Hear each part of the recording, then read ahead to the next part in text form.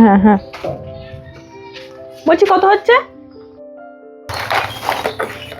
আপনার আপনার 100 টাকা হচ্ছে। তাহলে 100 টাকা কেটে নিয়ে 100 টাকা ফেরত দাও। আরে কি বলছেন ম্যাডাম, আপনি আমাকে পয়সাটা দিন তবে তো কাটবো। তোমার মাথা টাথা খারাপ হয়েছে নাকি? এই মাত্র আমি ফোন করতে করতে আমি তোমাকে 200 টাকা নোট দিলাম, তুমি 100 টাকা কেটে নিয়ে 100 টাকা আমাকে ফেরত দাও। আবার বলছো কখন পয়সা দিলে?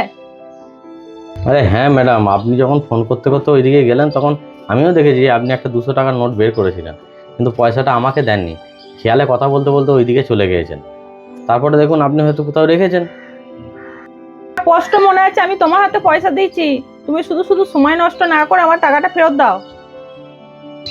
বলছি ম্যাডাম, আপনার কোথাও ভুল হচ্ছে দেখুন, আপনি আমাকে পয়সা দেননি। একবার দেখুন না আপনার ব্যাগটায় থাকবে, ব্যাগটাতে অবশ্যই থাকবে। আমার ব্যাগে তো ওরকম 200 টাকার নোট গাদা আছে।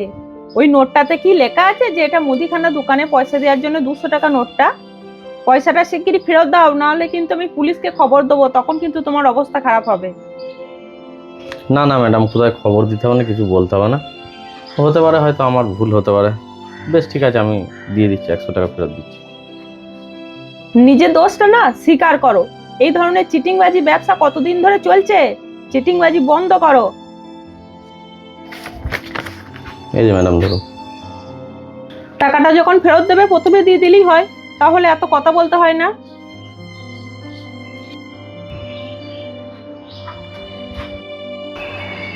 নারকেল তেলটা তো নেওয়া হলো না, এই দোকান থেকে নিয়ে নি।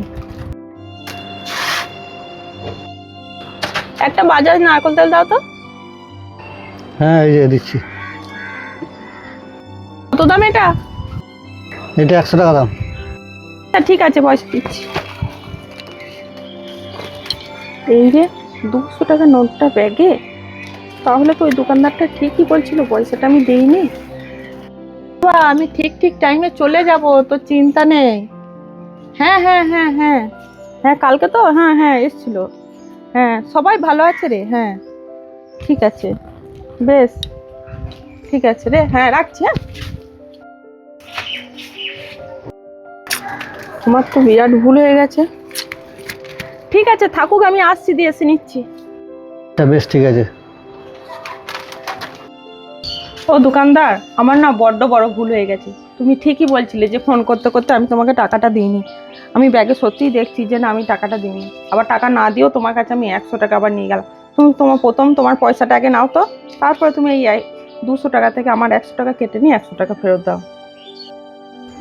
ও আচ্ছা ঠিক আছে, বেশ। এই যে আপনার 100 টাকাটা ধরুন। সে তো ঠিক আছে, কিন্তু আমি যে কথা বলতে বলতে 200 টাকাটা ব্যাগে ঢুকিয়ে নিয়েছি, সেটা তো কয় জোর করে কিছু বললেন না, আবার চুপচাপ 100 টাকা ফেরতও দিয়ে দিলেন কেন?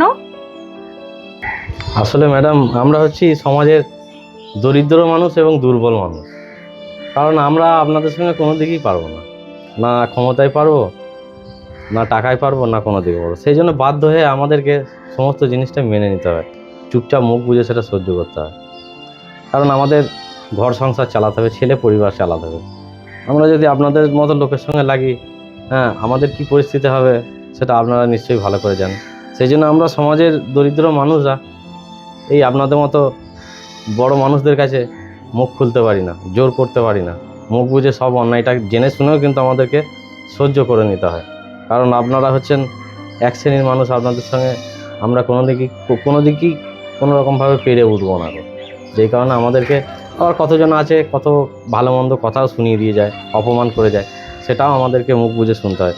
কারণ আমরা পারবো না। মেন কথা হচ্ছে আমরা দরিদ্র মানুষ, আমরা হচ্ছি দুর্বল মানুষ, আমরা আপনাদের সঙ্গে পেরে উঠবো না। সেই জন্য সব কিছুই আমাদেরকে মেনে নিতে হয়, এইটাই আর কি বলবো। একদিক থেকে কথাটা ঠিকই বলেছেন, ভুলটা কিন্তু আমারই ছিল। যাই হোক, আপনি কিছু মনে করবেন না, আর দ্বিতীয়বার এরকম ভুল কিন্তু আমার আর হবে না। না না ম্যাডাম, আমি কিছু মনে করি নাই। কারণ আমাদের মতন এরকম ছোটোখাটো মানুষদের কিছু মনে করতে নেই, মনে করলে কিন্তু আমরা এই জায়গায় ব্যবসা করতে পারবো না। ঠিক আছে।